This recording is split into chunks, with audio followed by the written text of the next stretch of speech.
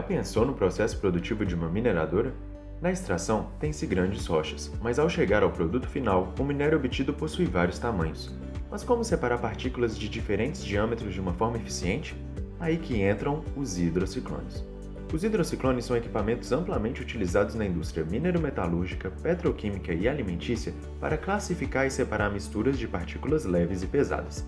Além do baixo custo, os hidrociclones apresentam pouca necessidade de manutenção por não possuírem peças móveis. Além disso, podem ser operados tanto a baixas quanto a altas temperatura e pressão, sendo equipamentos bastante versáteis. Os hidrociclones são constituídos de duas regiões ocas, uma cilíndrica e uma cônica, além de três aberturas, sendo uma de alimentação tangencial e duas saídas, uma superior, o vortex finder, e o apex na parte inferior. A polpa é então bombeada para o hidrociclone introduzida no equipamento de forma tangencial. Devido à geometria do hidrociclone, um movimento rotacional descendente é produzido. As partículas de diâmetros maiores e mais densas tendem a ocupar as regiões mais próximas à parede do equipamento, sofrendo maior ação das forças centrípeta e gravitacional. Já as partículas de diâmetros menores são deslocadas para a região central do hidrociclone. A polpa é então dirigida ao ápex. No entanto, essa abertura é relativamente pequena e apenas parte do material é capaz de sair, constituindo a corrente do underflow. Ocorre um estrangulamento em que é formado um vórtice ascendente interno. As partículas menores são assim descarregadas no vortex finder, constituindo a corrente do overflow.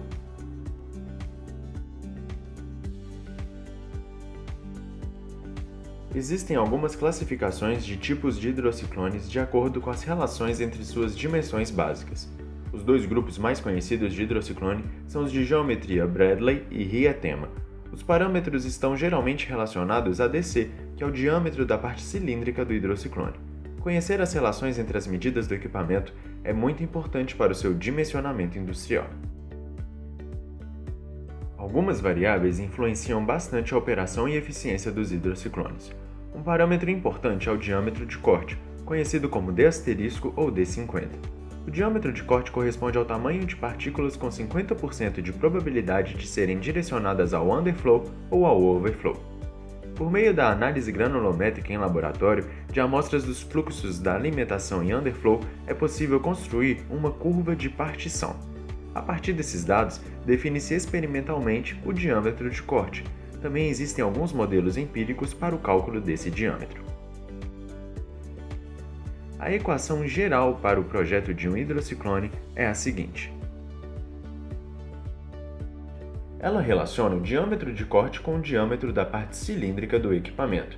Essa equação é muito importante para o dimensionamento de um hidrociclone. Nela, K é um parâmetro que depende da configuração do sistema, que é a vazão do fluido que alimenta o hidrociclone. ρS e ρ são a densidade do sólido e do fluido. μ é a viscosidade do fluido e as funções f de RL e g de CV são fatores de correção.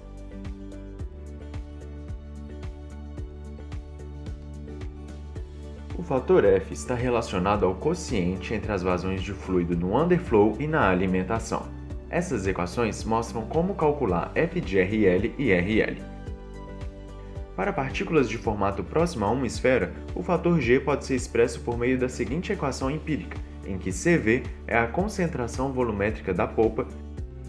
Os parâmetros A, B e C estão relacionados à configuração do hidrociclone e podem ser definidos para algumas classificações específicas, como será visto adiante.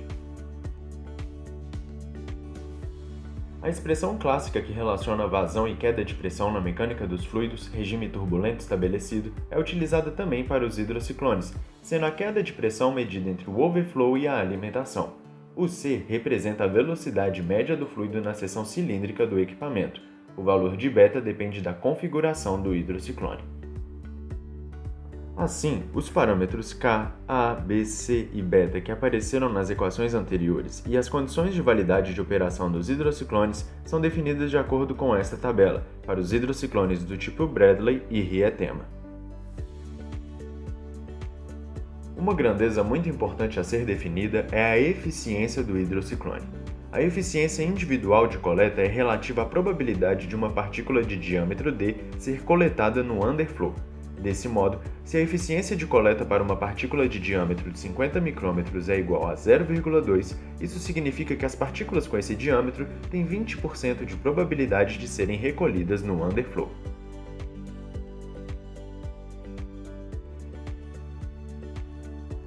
A eficiência global alcançada no hidrociclone pode ser expressa por esta equação.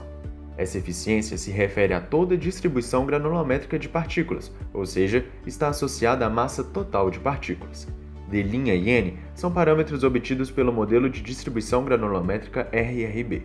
Uma eficiência global igual a 0,7, por exemplo, significa que 70% das partículas têm probabilidade de serem recolhidas no underflow. Hidrociclones bem projetados operam com eficiência total de remoção na faixa de 80 a 90%. Esse é um valor muito importante para avaliar a eficiência de separação de partículas em um processo industrial. Muito obrigado por ter assistido esse vídeo. Esperamos que você tenha aprendido um pouco mais sobre a teoria por trás dos hidrociclones. Deixe seu comentário, inclusive em caso de dúvida. Você pode clicar no link da descrição para observar o hidrociclone do Labop em funcionamento, além de outros aparelhos que temos no laboratório. Até logo!